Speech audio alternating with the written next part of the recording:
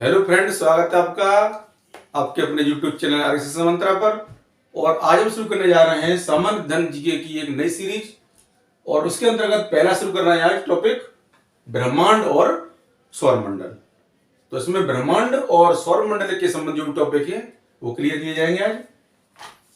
तो पहला है इसमें पॉइंट, सूर्य पर सर्वाधिक मात्रा में पाए जाने वाला तत्व। यानी सूर्य पर ऐसा कौन सा तत्व है जो कि सर्वाधिक मात्रा में पाया जाता है, तो वो है हाइड्रोजन। इसको सूत्र इसका होता है H2। यानी हाइड्रोजन एक ऐसा तत्व है जो कि सूर्य पर सर्वाधिक मात्रा में पाया जाता है। अगला टॉपिक है दूसरा पॉइंट, पृथ्वी के अतिरिक्त किस ग्रह पर मानव उपस्थिति की संभावनाएं हैं। यानी वैज्ञानिक खोज कर रहे हैं कि पृथ्वी के अलावा हमको कोई ऐसा ग्रह मिल जाए जिस पर मानव जीवन संभव हो सके।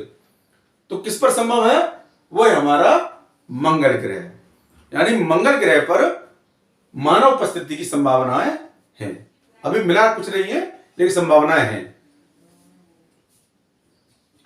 अगला पॉइंट नंबर 3, सौर मंडल का सबसे चमकीला ग्रह। तो सौर मंडल का सबसे चमकीला ग्रह कौन सा है, वो है आपका शुक्र ग्रह। यानी शुक्र ग्रह जो आपका है वो पूरे सौरमंडल का सबसे अधिक चमकीला ग्रह है आपका शुक्र ग्रह।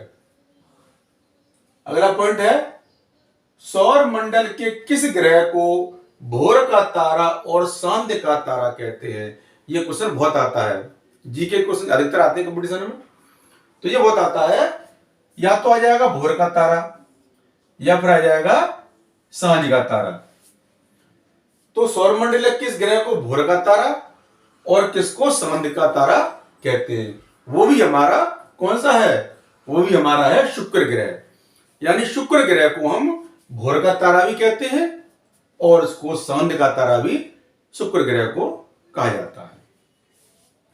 अगला पॉइंट है पॉइंट 5, सूर्य के सर्वाधिक निकट ग्रह। ऐसा कौन सा ग्रह है जो सूर्य के सबसे पास में है, सबसे निकट में है, वो है हमारा बुध। यानी जो बुध ग्रह है हमारा, बुध ग्रह हमारा पृथ्वी के सूर्य के सर्वाधिक निकट है। ठीक है ना। अगला पॉइंट है, पृथ्वी से सूर्य के बीच की दूरी कितनी है। पृथ्वी से सूर्य के बीच की दूरी कितनी है, वो है आपकी 149.6 मिलियन किलोमीटर, 149.6 मिलियन km। ठीक है ना। अब चलते हैं अगले पॉइंट की तरफ, पॉइंट नंबर 7, सौर मंडल के किस ग्रह को लाल ग्रह कहते हैं। सौर मंडल में हमारे में ऐसा कौन सा ग्रह है जिसको लाल ग्रह भी कहा जाता है, रेड प्लेनेट, वो है हमारा मंगल ग्रह। यानी मंगल ग्रह को हम लाल ग्रह भी कहते हैं। चलते हैं अगले पॉइंट की तरफ, पॉइंट नंबर 8, सौर मंडल में कुल ग्रह कितने हैं। सौर मंडल में कुल ग्रह कितने हैं, तो हमारे सौर मंडल में कुल ग्रह हैं 8। कितने ग्रह हैं, कुल 8 ग्रह हैं। वो भी देखिए क्रम से हैं हम, बुध, शुक्र, फिर पृथ्वी, फिर मंगल, फिर बृहस्पति, फिर शनि, फिर अरुण, फिर वरुण। टोटल हो गए हमारे 8 ग्रह। तो सौर मंडल में कुल ग्रह संख्या है हमारे 8। अगला पॉइंट नंबर 9, सूर्य के तल का तापमान कितना है।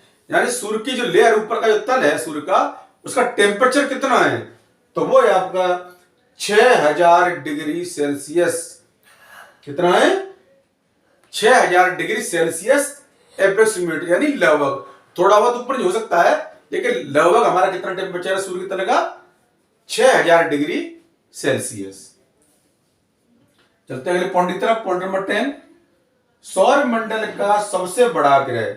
यानी सौर मंडल में सारे ग्रह हमारे, बुध है, शुक्र है, पृथ्वी है, मंगल है, बृहस्पति है, शनि है, अरुण है, वरुण में। इन 8 ग्रहों में सबसे बड़ा ग्रह कौन सा है, क्वेश्चन बताता है कि हमारे जो सौर मंडल ग्रह हैं 8 ग्रह हैं, उनमें 8 में सबसे बड़ा ग्रह कौन सा है, तो वो है हमारा बृहस्पति। कौन सा ग्रह इसमें, बृहस्पति। इसको एक नाम और भी इसको बोलते हैं जुपिटर। बृहस्पति ग्रह को हम जुपिटर भी बोलते हैं। यानी सौर मंडल का सबसे बड़ा ग्रह कौन सा हुआ हमारा, बृहस्पति, जिसका दूसरा नाम जुपिटर भी है। अगला पॉइंट नंबर 11, किस ग्रह के अधिकतम संख्या में प्राकृतिक उपग्रह हैं? ऐसा कौन सा ग्रह है जिसके पास मैक्सिमम संख्या में प्राकृतिक उपग्रह है, नेचुरल? तो कौन से हमारे? एक तो हमारा ग्रह है बृहस्पति और एक शनि। बृहस्पति के कुल उपग्रह हैं 64, यानी बृहस्पति के कुल 64 उपग्रह हैं और शनि के कुल 61 उपग्रह हैं। तो ये दो ग्रह ऐसे हैं जिसके सबसे अधिक प्राकृतिक उपग्रह हैं। अब चलते हैं अगले पॉइंट नंबर 12 की तरफ। सबसे गर्म ग्रह कौन सा है? जो सौरमंडलीय जो ग्रह हैं उनमें सबसे गर्म ग्रह कौन सा है? तो सबसे गर्म ग्रह हमारा शुक्र ग्रह, यानी शुक्र ग्रह को हम सबसे गर्म ग्रह भी कहते हैं। चले पॉइंट नंबर 13 की तरफ। शनि ग्रह के कुल उपग्रह, यानी प्रश्न आता है कि शनि ग्रह के कुल कितने उपग्रह हैं? आंसर है 62, यानी 62। शनि ग्रह के कुल 62 उपग्रह हैं। अगला पॉइंट नंबर 14 पे चलते हैं। ऐसे ग्रह जिनके कोई उपग्रह नहीं है।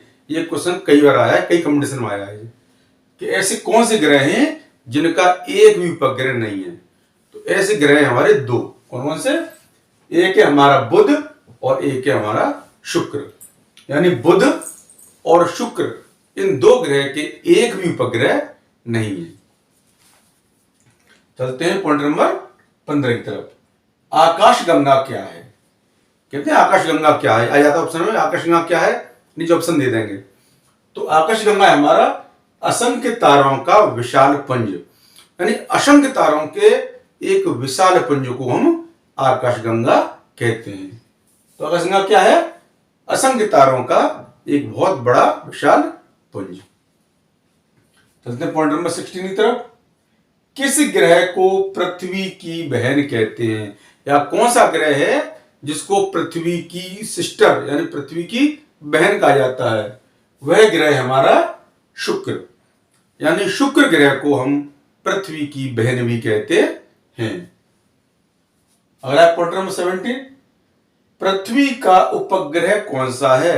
यानी पृथ्वी का एकमात्र ऐसा उपग्रह है जो हमको बिल्कुल क्लियर दिखाई देता है, वो निकलता है रात में, वो है हमारा चंद्रमा। यानी पृथ्वी का एकमात्र उपग्रह कौन सा है? हमारा चंद्रमा।